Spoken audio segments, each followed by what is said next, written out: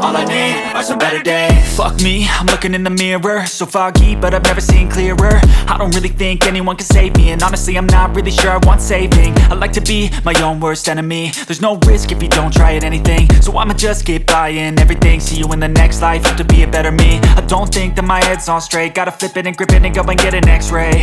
What's wrong with me? I just feel weight pushing on my chest and it squeezes till I suffocate. Better change my mindset, meditate. It's pretty cool that I'm alive and have better days. I could walk, see, hear, I should celebrate. Think I could change my mind, maybe elevate.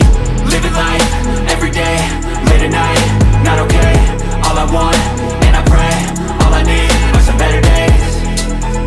Yeah, all I need are some better days. Cause all I want, and I pray, I believe in the better days. I'm kinda stuck between a rock and a hard place. Do I work hard or live at my pace? You're only young once, yeah that's all great, but I also want a future where I'm okay. Living life is doing lots of cocaine. Wait no, it's living with no shame. Wait no, it's sleeping in on Sundays. I guess it's different for each of us and that's okay.